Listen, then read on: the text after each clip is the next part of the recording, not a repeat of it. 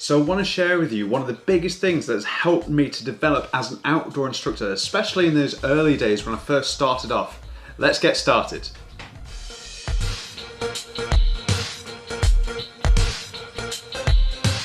Hi, my name is Niall and welcome to Instructor 101 for outdoor instructors that want to make an even bigger impact on those that they work with. So what has been the secret sauce that has helped me to develop in those early days of me as an outdoor instructor? The answer?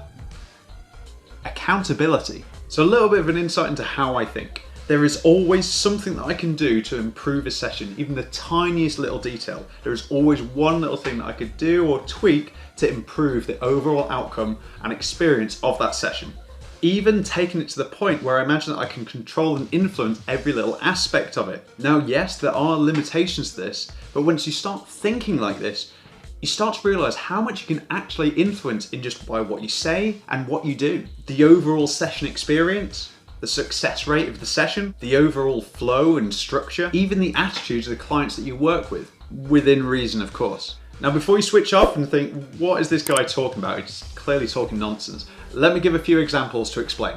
First impressions. They're a big deal for when you're working with lots of different people, and we know how important they can be.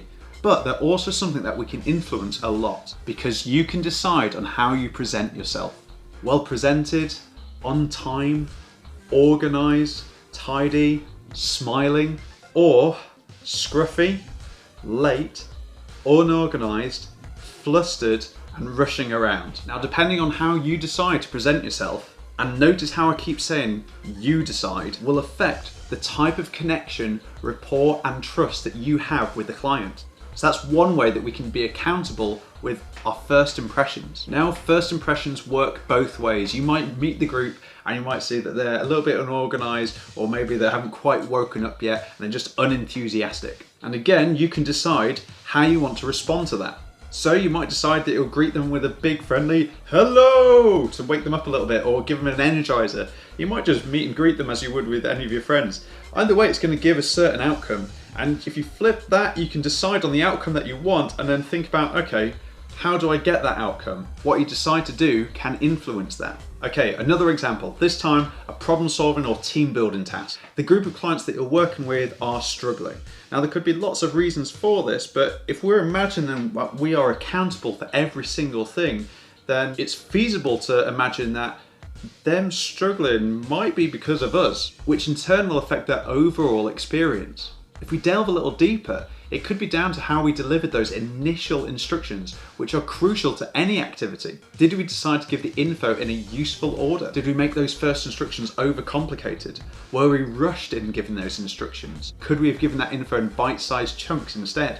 And now that you've identified that there's a problem, will you pause the session to help give those instructions again, just to check understanding? Hopefully you can start to see that there are loads of minute details that we can influence that will impact on the overall session. Okay, last example, something which I think we'll all be familiar with. So continuing with the team building example, you meet your group, you take them over to this area where you're going to do all these amazing activities. There's supposed to be ropes, barrels and planks over there so you can run this high quality session. You get there and you find out that the equipment isn't laid out how you wanted it to be, or some of it is even missing. The person that was using all that equipment before you has left it in a right state, and yeah, it's just a complete mess. Now, understandably, you're going to be annoyed by this because it's not entirely your fault.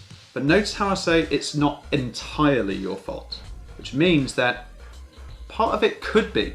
Could you have done anything differently to influence and almost guarantee that all that kit was set up perfectly for the start of your session? Going back to the example of you can influence absolutely everything within reason, we could have checked that equipment beforehand. We could have gone down to the session area, set everything up exactly how we would have wanted to, and then guaranteed, or pretty much guaranteed, that we'd have known what the equipment there was, if we needed to grab anything extra, and just make sure it's laid out in a professional and organised way. Like I said at the start of this video, there are limitations to this.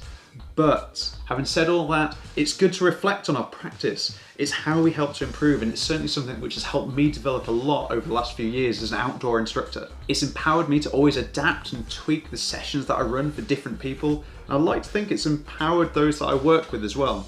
Maybe a bit cheesy, but I do think there's some truth to it. Now, how far you decide to take this, I'll leave that up to you. It's something which I've become super passionate about over the last few years. If you're interested in more stuff like this, then let me know. I'd also encourage you to look into something called NLP, or Neuro-Linguistic Programming. There's loads of interesting resources online, so make sure to check that out and give you loads of food for thought as well. Is this the sort of stuff that you've ever thought about? Do you ever think about how you can influence things, or how you can almost take accountability for lots of little parts of any session that you deliver, whether that's up on the hill or on the water? Let us know in the comments down below. If this video is useful, please remember to like it, share it with other outdoor instructors, hit the subscribe button so you don't miss out on other future content. I've got lots more resources online on Facebook, Instagram, YouTube. There's even an Outdoor Instructor Chat podcast as well, so make sure to check that out too. But other than that, thank you so much for your support as always, team, and until next time, take care.